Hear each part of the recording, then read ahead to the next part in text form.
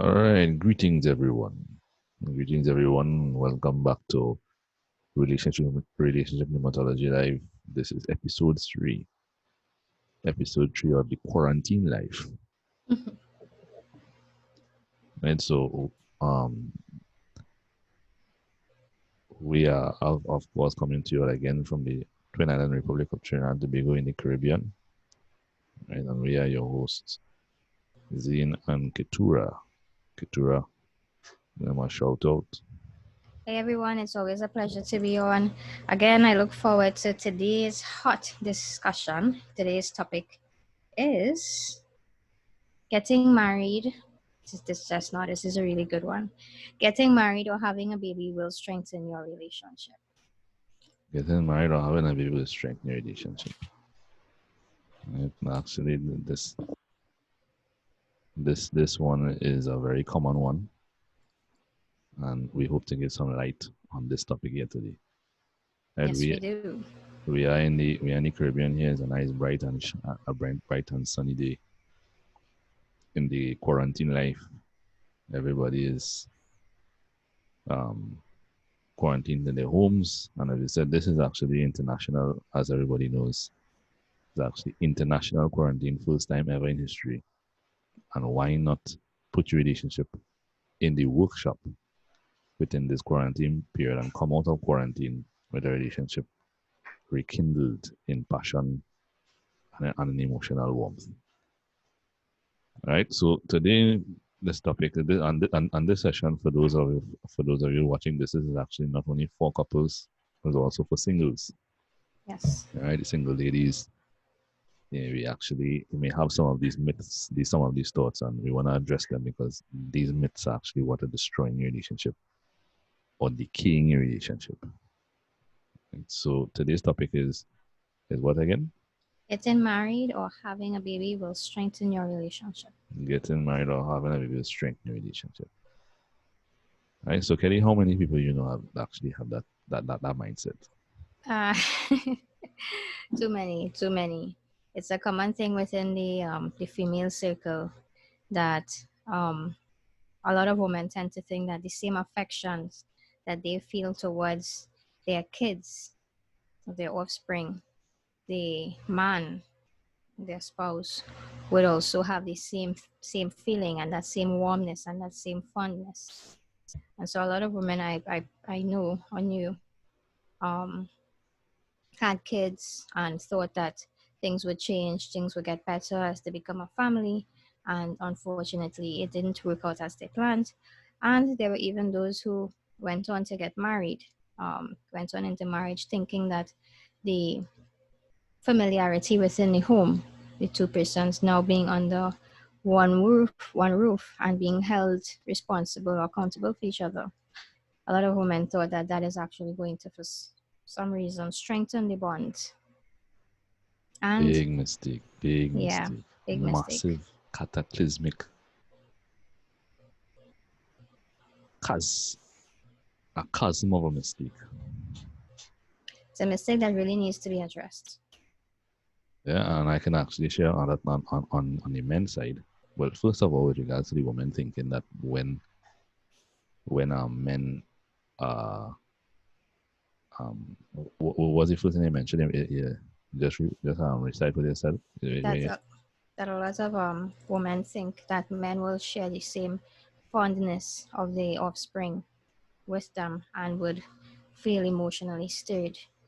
Right, and that's a big mistake because most men in society, and speaking again from the perspective of men in society, most men in society that they do not share that perspective that women actually have that. And that's a subjective perspective again, a perspective, a self-imposed perspective, and a self-imposed condition in life. Well, And tell me something on that. What is it that men really feel in that context?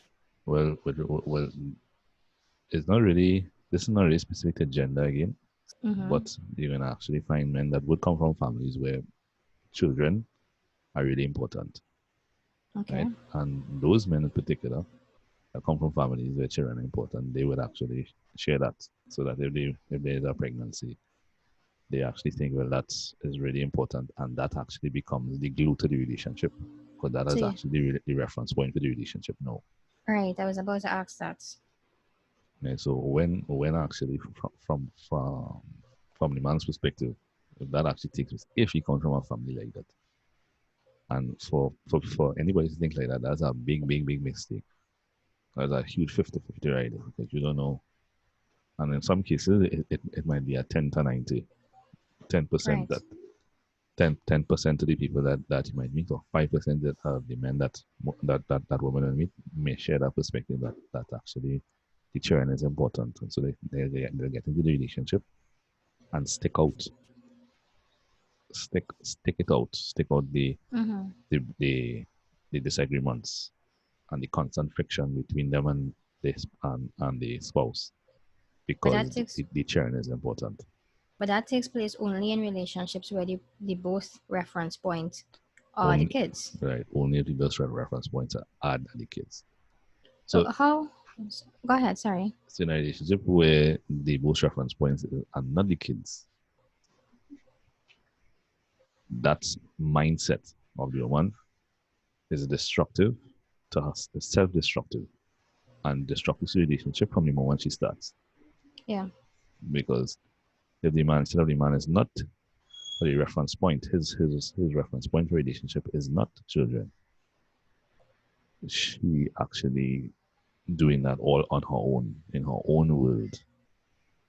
And of course, if she is not actually meeting the reference point that he has, then you're going to end up you're going to end up in a broken relationship.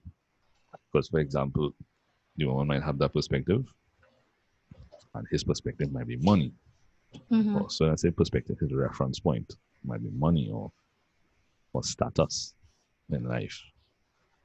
And she does that because she is actually not assisting him with his financial life or helping him with regards to status. He cut that off like is actually means nothing to him and take care of his Right. child from a distance. Yeah. So that's a big mistake, Because even I personally. from the cultural mistake, from the cultural perspective. And guys, just read this. Actually, I just remind you that this is quarantine night, so everybody's at home. So this um, bear with the background noises, right? Right? You have everybody at home here. So yeah, so from the cultural perspective, that is a subjective perspective, a very narrow-minded perspective, also, and a perspective that will actually end up in in actual broken relationships Okay. if reference points are not the same, right? And then another thing that actually men will do in this case that I know Mm-hmm. from the codependent perspective that the society has, that men will do in this case is that which was actually specific to the last part of what you said. What was the second thing that you said? So I highlighted that many women use the kids as the reference point, basically, based on what you shared, and Right. also marriage. All right. The second one was actually marriage. Yeah, being under the same roof. Yeah, and that Some actually people come. believe. Yeah, and that actually comes from that actually the idea of being married would actually solve the problem, or just magically, because again was the reference point for the relationship, and some people Right. actually believe that marriage is a reference point, as something that some goal that you attain, and so you get into the relationship, and to you once you're married, you had to stick it out, Mm-hmm. and to the next I've heard person, that. their reference point may not be marriage, so they enter the relationship and they get trouble, and surprise, surprise, they get divorced in their skin, Mm-hmm. right? And so, whether it be marriage or children, those are separate reference points. You could also have a case where one person's reference point is marriage, the next person reference point is children. And to the one whose reference point is children, they get into marriage, and if there's no children, they will easily cut off the relationship. Yes, I've also encountered persons like that. Or whilst on the other hand, the person whose reference point is marriage. Wait, right? If the person's reference point is marriage, you could have a child, and if you're not married, he or she will cut you up quick. So So, again, most people in the society, in the Western society, again, they are these subjective reference points that we spoke about in the first episode.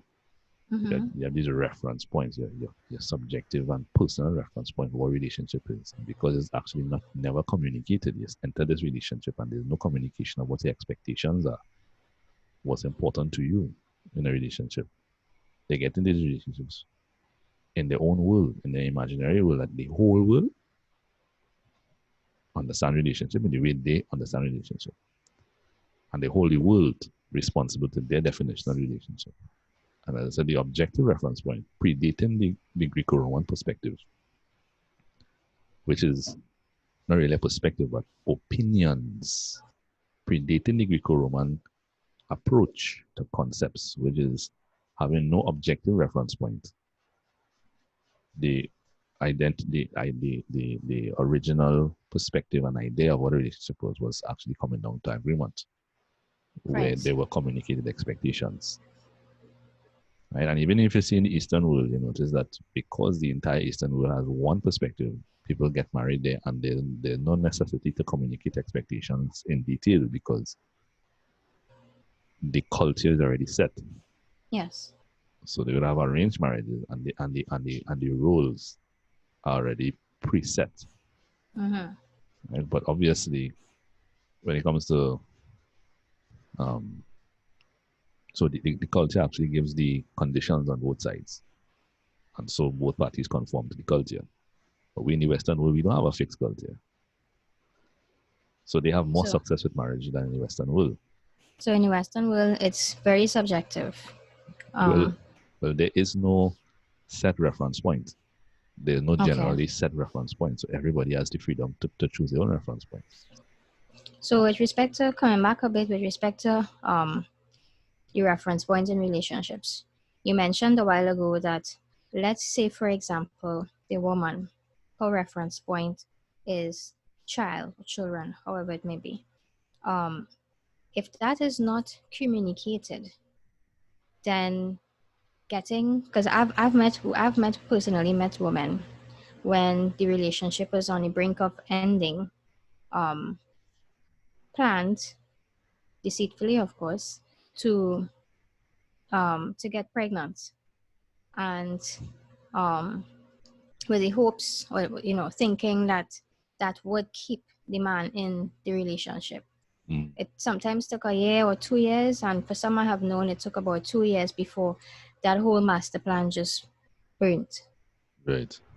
So when it comes to the reference point of children, I've heard men in different communities say that there are those who believe that they should stay for the child's sake. Mm, Are you saying that those who do that are also making the reference point children yeah. in their relationship? Yeah. Okay. So what then really and truly, because I personally do not believe that children um should be the glue in a relationship, It but should the never. agreement. There's nothing. There's nothing outside of the actual relationship agreement that should be the glue. Okay, so tell us more about that then. Because, for example, if we actually take um, children to be the glue in the relationship, all it takes is actually for that reference point to be removed, and there is no more relationship. Exactly. So So it's like a form. if the child is taken away for some reason, like you said, hypothetically speaking, social services take the child. Right. The child is, God forbid, the child passes away, or Or goes off to university, let's say 18 years down the road. well, not even intentionally, the child to be a genius and go to university at 12, Right. or goes to live. You know, there's that people who do that, they will never let a child go and live with relatives because that is their reference point, and the reference point is actually what energizes them. People's reference points, life reference points, is what gives them energy and what gives them motivation to live. Okay, gotcha. Right? So if the child is the reference point, you know that everything that they're doing is about the child. They want to work because the child had to have this their life. becomes what an expression of what the reference point is. Right. So if for some reason the child has to go and live by a relative, and both parties in the relationship reference point is the child, from the time that child leaves, that's it. The Relationship relationship, falls apart. it will fall apart because the relationship was not based on an agreement. It was actually just emotional attachments in place there. That was not a relationship. Gotcha. So what I'm saying is that if the reference point is something external of the actual relationship of an actual agreement, according to what we spoke about in the previous episodes, Mm-hmm. then what you're looking at is emotional attachment, which translates obsession. You're just obsessed over the child. Yes. If marriage is a reference point, you have an obsession with marriage. That's why a lot of people feel depressed when their When obsession is when they're removed. exactly I've known persons, as soon as they take the marriage away or the husband leaves for some reason, massive um, depression. depression, suicide, Yeah. anxiety, all these different things started kicking for some moment.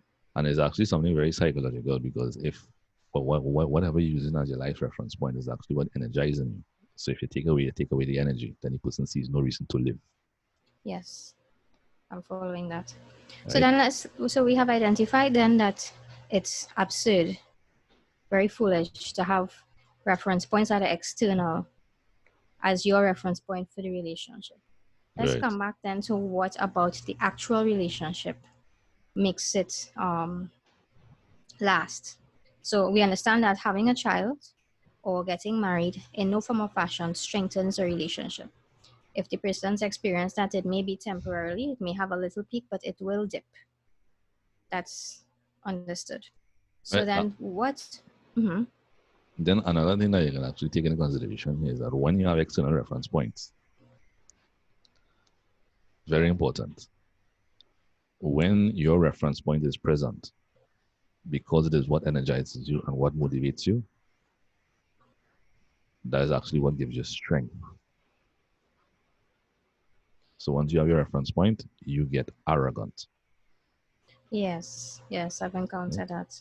You get arrogant, and actually you become massively entitled. Mm-hmm. Because once the reference point is there, you believe that you you are justified, you know, righteous, you're self-righteous, and then you're looking at your partner now, very entitled, so that they are now seen by you as um, as having the responsibility to your reference point. So you're saying that with the entitlement now, thinking actually trying to force someone to subject themselves to your reference point, Right. in turn oppresses the other person. You know, stepping into mental oppression. That's what we're doing. So then And in actuality, you're mental, destroying it. mental and emotional repression. So your relationship is not, you're using the word relationship as a cover, but Mm-hmm. technically what you're doing is enslaving the person to you. Right, and there's only so much of that that a person can eventually take. It Well, will. you can say there's actually so much of that that a person could eventually take. But what is actually takes place is that most people can step into relationships. And this is a common thing that takes place in the society. A lot of people step into relationships without a sense of personal identity. Right. When they step into relationships, having a relationship becomes a reference point. Gotcha. So being in a relationship is what actually gives them life. So they feel validated by the Right. relationship itself. Right. Right. And they feel validated by the person or being in a relationship in itself. And unfortunately, the person that they actually that they actually making this emotional attachment to, this obsession with, but it's not a relationship. A relationship is a mutual agreement. So if you're there without mutual agreement, you are emotionally attached and you are Yes. obsessed. Right. And if you look up the meaning of the words attachment and obsession, you realize that that is exactly what people experience. Right? Pull up the word obsession, and Okay, I'm on it. and you will see exactly this is exactly what people understand to be relationship, but it's under the definition of obsession in the dictionary.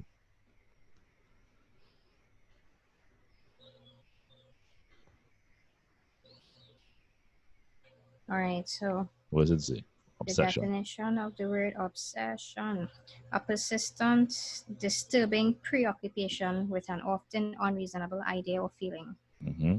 Next Some, definition. something that causes an obsession. This is Merriam-Webster for those who are wondering. Go ahead.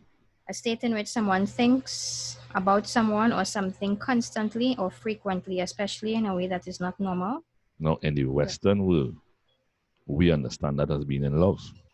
Yeah. That definition right there. We understand that as being in love because you're constantly thinking about them. But by definition, you're obsessed. Wow. What's the next definition there? The definition: someone or something that a person thinks about constantly or frequently. Mm-hmm. And the other one, an activity that someone is very interested in or spends a lot of time doing. And in the relationship and in the Western world, you think that you want to spend time with that person constantly. You see where that you see what definition, what word that concept falls under? Obsession. Yes. So they are saying that the perspectives that generally society have been taught is um, concerning relationships falls under the category of obsession. Obsession and attachments. The So it's some emotional kind of attachments. right. That explains why when relationships are dissolved, that persons um, end up experiencing the traumas that they go through, the anxiety and all these things. This explains it all. Right? They make that a reference point, and once it's there, they look towards that for energy, for Mm-hmm. strength, for their personal validation, for their self approval. And as I was saying just now, they form this emotional attachment sometimes with persons whose reference point is not their reference point. Right. So you might form this attachment with a person whose reference point is something like whose reference point is career, Right. and that person is actually judging you from their reference point. And because you are attached to them, they now find themselves in a position where many people find themselves in a position, both male and female. They're attached to this person, and because the person is not in a relationship with them, there's no mutuality. They find Mm-hmm. themselves looking towards this person. And so this person now, because they do not share the same thing, they have a criteria, a list that they have for this person to meet. And that person find themselves to the point of degradation, personal degradation, lack of self-respect, meeting this person's requirements, looking for their validation and their approval in the relation. Mm-hmm. But that person in particular that has this list that they're holding on to this person, that they're holding on, that they're holding in front of this person and telling meet this for my love. But that's what they're saying, eh? Meet these Yes. conditions for my love. The person is actually using that person as a reference point, steps into depression because they are actually giving energy without receiving energy. Energetic mechanics. They're giving energy, and the person who's actually holding the list and said, you have to do this and you have to do that, they're not giving you energy. They have Yeah. So conditions for you to get the energy. And most of the time, you're not going to get the energy because their reference point is not you, mm-hmm. whilst the other person's reference point is the relationship and the spouse. So they're looking for the spouse, this one looking for to the spouse for self approval and validation, whilst the other doesn't actually share that reference point and and is not not mutually emotionally attached either. So this one actually steps into emotional lordship, yes, that's what takes place. mentally oppressing this one, mentally abusing this one. A lot of women in society fall into that category. And they So to think, avoid this, and they're actually saying, hey, well, I love him. no, they But don't. that is not mutual. You don't love the person. What you do, you're obsessed with the Obsessed. person. Yeah. You're just emotionally attached. Because there is, by definition, no relationship there. So based on what you shared in the previous podcast, which was episode 2, you expressed what a relationship is, Right. a connection that is formed by mutual agreement. Mm-hmm. When it is that persons introduce external things like having a baby, for example, Right. in an attempt to keep the other person. Right there, based on what you shared yesterday, That's that emotional is manipulation. right. So that's stepping out of the agreement. Where there was no agreement in the first place. What you're trying to do is to manipulate. You're looking for an external way to manipulate the person energy and So control it. would you safely say that depending on factors like um, external factors as you categorize them, having a baby and using marriage as a form to strengthen the relationship is actually manipulating a relationship? I'll go even further. What you're actually doing is actually you're manipulating the person's emotional energy Mm-hmm. to bring it into your enslavement. And I'll go further by saying that what you're doing there is also becoming an emotional oppressor, Okay. because now this person is actually you moved what should be relationship and has become master servant. Right. Bow to my emotional importance, bow to my condition.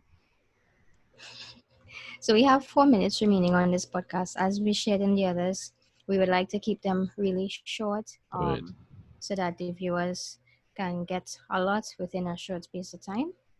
Can you share with us within the time that we have remaining then, what, if you were to briefly state, what is the context then, or what category then does marriage fall into and having a baby? Seeing that that is the myth that we are debunking today. Right. So let's take a look at what a relationship is. We covered that in the episode yesterday, where Mm-hmm. we said that the marriage in particular is supposed to be um marriage in particular is supposed to be a mutual connection, Mm-hmm. validated or or formalized or functionalized by expressed expectations that have been communicated, and once it is agreeable, is each other's expectations are taken on by the other by each other Mm-hmm. as your promises to this person, right? Following. Which means there's once the promises are met, then the consistency of that creates trustworthiness, which inspires the emotional energy from one person to the next. Right. So it inspires the emotional energy. The um, in the context of using marriage, that is not inspiration. That's a demand. Right. So you're actually attempting to enslave the person to your demand. You are no different from a dictator, a tyrant, an emotional tyrant is what you have just become. Wow, that's really deep.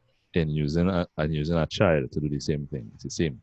You're It's the using same. something external that you think that is important to the person, and you're actually making a demand. So basically, you have just stopped what is supposed to be a relationship, which is mutual inspiration to give each other energy at free will. You're inspired out of them. You stop giving them energy and you say, give me your energy, give me yours. And to get mine, I have some conditions. So you have your list and you're actually not even giving them in particular. Um, you have no basically what you're doing is that you have no concern for their emotional importance, your emotional status, and your emotional needs have just taken priority. You've become an emotional tyrant. Right. You've become a manipulator. You've become an oppressor. Right? And many people actually fall into relationships like that and emotionally suffer spiritually, emotionally, mentally. It even steps into physical abuse because once the person is not meeting any demand, the person who's Right. actually placing the demand, using marriage as the reference point or the child as the reference point, if the person is not meeting any demands, it moves from it moves into verbal abuse, then it naturally progresses from verbal abuse into physical abuse. Gotcha. What persons actually need to do is to understand what a relationship is, the energetic mechanics. And once you understand that and you encounter someone like that, that's somebody to sever ties with. So You sever ties with that until that person is actually reached the point where they actually are willing to mutually inspire and not stop placing demands for what they gotcha. and themselves are not giving you. Gotcha. All right. Well, that's a really lovely way to end this podcast. For those who will be listening, and for those who are interested in following up with these episodes, for the next 7 days, we will pay attention or debunk, as a matter of fact, myths, relationship myths that are actually making you unhappy, that are destroying relationships and Yes, we will. destroying lives. Yes, we will.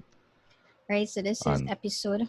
hopefully going through these things would actually set some people free Yeah. that may be emotionally enslaved and you don't realize you're emotionally enslaved. Your obsession is blinding you from your emotional enslavement. That's right. So Right? this here is supposed to remove that so that now when you connect with your partner, Right. there will be A a mutual passion filled mute. Yes, by there's the an energetic flow. by taking on the express expectations as promises mutually. You have mutual inspiration for inspired love and not demand, not No demand. not a dictatorship, an emotional dictatorship. Right. So for those of you who maybe find yourself in a relationship like that, we encourage you and urge you to reassess what you're doing because your obsession is blinding you from your emotional enslavement. And we're not Indeed. saying that that relationship has to come to an end, but basically most people, so a lot of people get into these things and not aware of what they're doing. And so we urge you to at least sit down with the person that you're with this reassessment and start an actual relationship. Move it from emotional attachment, obsession to relationship. Move it from emotional enslavement to relationship. Move it from emotional lordship, emotional oppression and manipulation to relationship.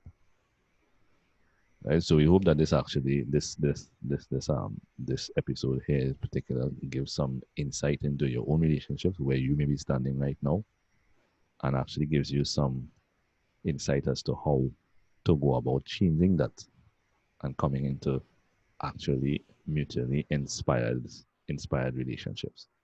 Right? Pay So attention to the link in the description. To everyone looking at this, we will be starting next week. We'll be starting a 7-day relationship kindling challenge. Just click the link.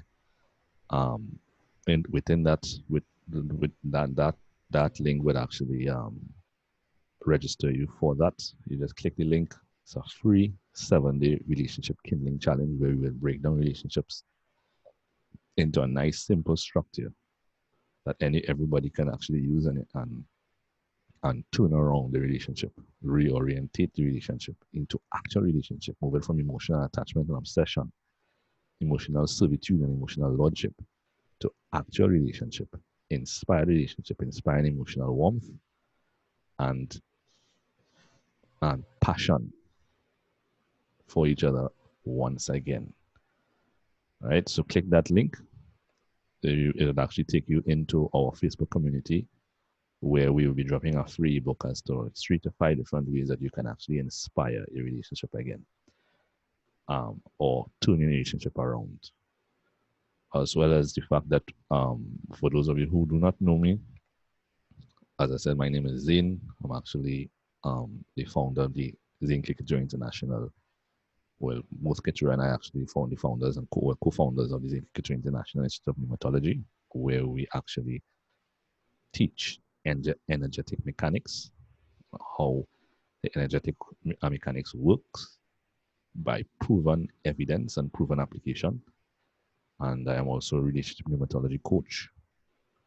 Right, so stay tuned because we'll actually be offering packages with regards to relationship pneumatology coaching that would actually assist both singles as well as if you know the relationship is not working and you actually know it's a good time, as I said, to put your concepts, your relationship or your concepts into the workshop and come out with a relationship at the end of this quarantine period, come out of this relationship out of this quarantine period with a relationship that is back or for the first time for some people to emotional warmth Mm-hmm. and inspired sensual passion. Right. So we will be dropping we will be dropping our packages for this quarantine period. So stay tuned. We will inform everyone on that very All soon. right. Right. If you would like to begin this immediately, this revamp of relationship immediately, you can actually contact the page is actually in the description to get in contact with me, and we can begin that almost immediately. Get your relationship or your concepts right back around.